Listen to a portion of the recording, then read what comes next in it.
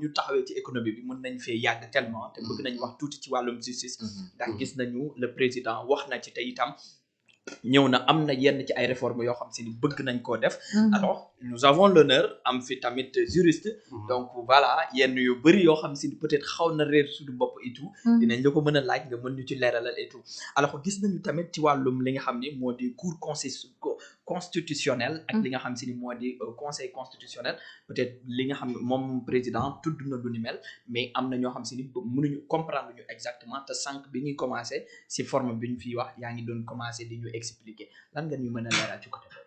mooy li ma leen wax rek xam nga ñu ci bëri bu ñuy wax waxi cour ak conseil. xamuñu ko ils appellent juste en fait le droit de recours. pour ñoom boo fi tegee cour parce que les décisions du conseil constitutionnel sont instituées de recours et cetera. voilà bu jëlee article 92 et cetera de la constitution. foofu la ñu gisee ñoom bëgg nañ tey bu conseil constitutionnel génnee décision. kontaanuloo ci. nga mën a xool foo koy joytoo. pour ñoom boo tegee cour rek loolu daf ci am moo tax ma c'est un problème de contenu mën nga conserver le conseil te loolu am mais est-ce que ce serait pertinent de le faire aussi. d'autant plus que nee nañ c'est la plus haute juridiction. peut-être mën nga jël des matières yoo xamante ne nii du moom mooy njëkk a statuer. nga dénk ko peut-être cour d'appel comme dans le cadre des élections et cetera bu ñooñu statuer tu n'es pas d'accord nga doog a daanu ci conseil constitutionnel moom mu joxe le dernier mot. mais bu dee pour toutes les élections tey da nga koy saisir directement mais bu joxee effectivement doo am droit de recours. donc foofu contenu bi ngay jox conseil constitutionnel jarul nga koy tuddee cour da nga koy def loo mu def. c'est-à-dire que dafa mel ni comme genre changement de nom la rek. changement de dénomination rek. kese c'est pas parce que c'est une cour que lii mën na ci am prérogative bind ñu fenn ci texte yi que cour lii mooy nekk kii am wala conseil lii mooy nekk ci kii am non yaa koy defloo rek mooy li may wax rek yaa koy defloo lu ñuy bind la rek ci ay texte. ok une loi constitutionnelle nga ne ko désormais le conseil comme ni ñu ko changé woon. xam nga ñëwoon nañ ne la le conseil constitutionnel dafa doon joxe des avis. Ismaïla Madior ñëwoon ne la non désormais c'est que des décisions te pourtant bi mu koy wax ñëpp xam nañ ne di du dëgg. la preuve. bi mu ko waxee c'est après qu'on a modifié la constitution. la constitution. pour préciser que désormais le conseil ne donne que des décisions ça veut dire que moom bi mu koy wax loolu nekkul woon dëgg. ok maanaam da nga ko def loolu léegi désormais da doon joxe avis léegi joxetul avis. noonu nga mën a ñëw ne ok d'accord en telle matière. le conseil bu dee génnee na décision si tu n'es pas content tu peux saisir la Cour suprême par exemple. en chambre réunie ñu mën a statuer sur la question. c'est tout. ok c'est du contenu. sur le plan judiciaire aussi le président wax na si assises yi nga xamante ne ni amoon nañu ko et que travaux yi finalisé nañu ko. tey jii en 2026 donc est-ce que mën nañoo xaar juge des libertés bi nga xamante ne annoncé woon nañu ko ñu mettre ko en place pour écarter un peu le parquet.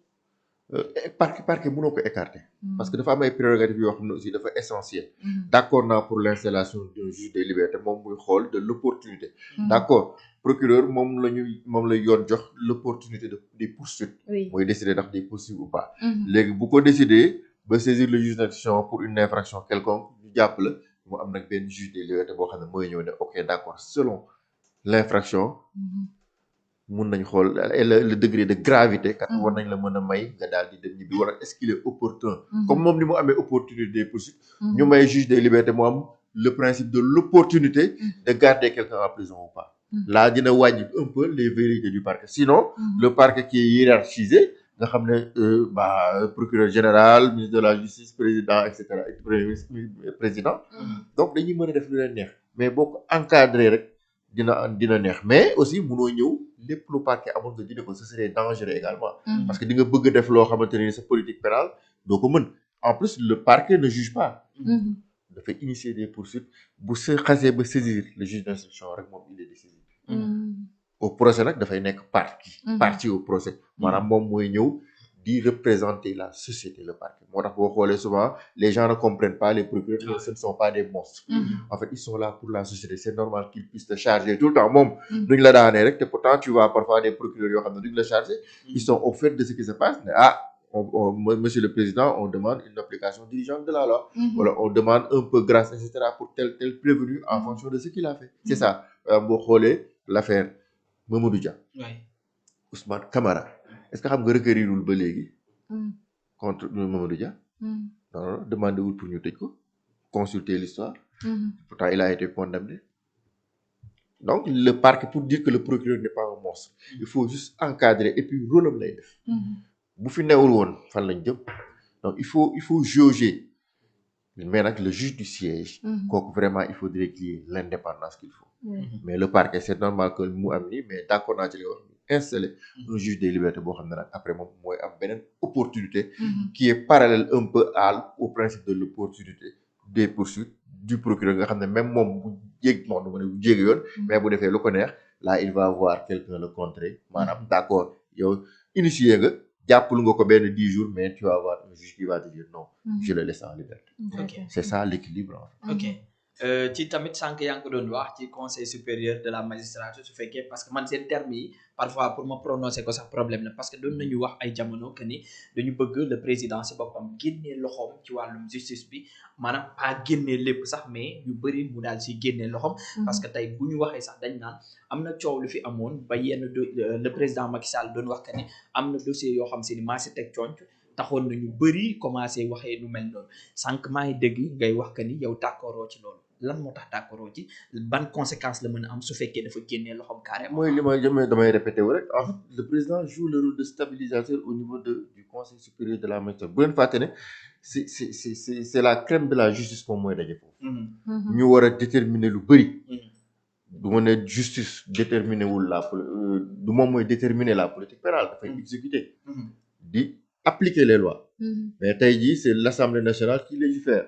exécutif war a exécuter bu ñu waree juger c'est le justice c'est le judiciaire qui est là. sauf que gis nga exécutif moom mooy yor maanaam lépp. tey jii par exemple en termes de budget en termes d'exécution justice bu soxlaa dara dafay solliciter le ministre de la justice. kon la ñuy solliciter c'est l'exécutif c'est le président de la république. tey jii boo buggee génnee loxoom ci lépp moo tax ma ne sànq d'accord naa ñu réformer. maanaam bu dee dañu war a juger wala ñu war a xool sur le plan disciplinaire un magistrat. ñu ne président kat bien qu'il est membre mais foofu dañuy dootul nekk membre. wala même bu nekkee membre day nekk rek un membre inactif. maanaam son avis ne compte pas. quand on doit sanctionner un magistrat par exemple. bu dee dañu war a suivre la carrière des magistrats. ñu ne foofu président maanaam du fa am doole.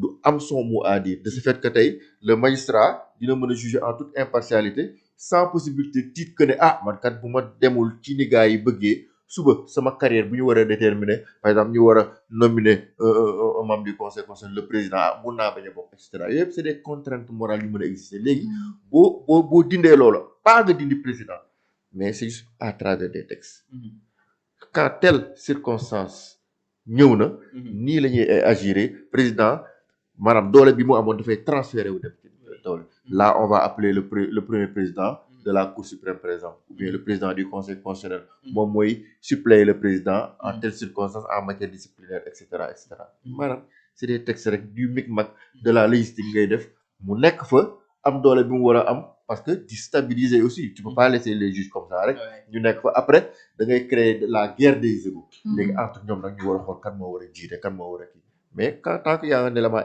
un peu externe buy stabiliser mais ñëpp dañuy day nekk benn aimant boo xam ne moom mooy tirer ñëpp vers lui là dina mën a jël yenn décision man daal noonu laa gisee moo tax génnee ko fa mu nekk fa mu ñàkk fa nekk su reyul sénégalais amul benn sens l'essentiel nañ ko fa bàyyee parce que c'est lui qui détermine la politique de la nation tey en termes de budget en termes de politique et cetera lu ci bëri munoo wax sans président donc ñoom ñu am ko seen biir daf leen permettre aussi buñ dinañ am ay soxla dinañ am ay yi ñu bëgg a teg et cetera seen point de vue sur les réformes à venir c'est des gens qui maîtrisent le droit maanaam c'est des apprentis du droit dañu xam yenn yi tey président balaa moo def yenn yi mais mën na leen consulter balaa muy jël benn loi boo xam ne demee day dem ñu censurer ko moo tax ñu waxoon la l'avis du conseil constitutionnel balaa ngay jël loi bi nga demande ak mu ne la lii c'est conforme ou pas mais moo gën nga jël ko ba pare dem mu ne la non baaxul dindil mais boo ko laajee mu ne la lii nga def kat mën nga ko changer nga daal di modifier ñëw boo ñëwee sax du am benn censure maanaam c'est ce que Montesquieu disait les pouvoirs doivent aller de concert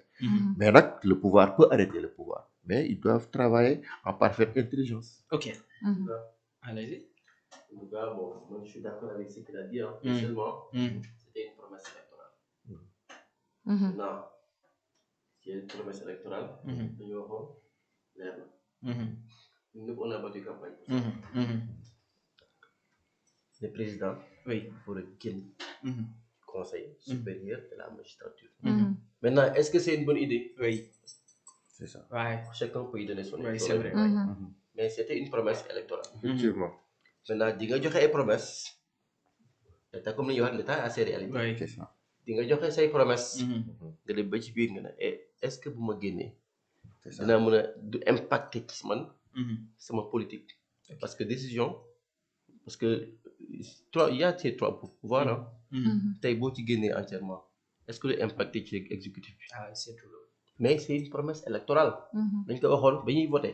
dañ ko war a def quoi c'est une promesse électorale ah. dañ ko ne woon.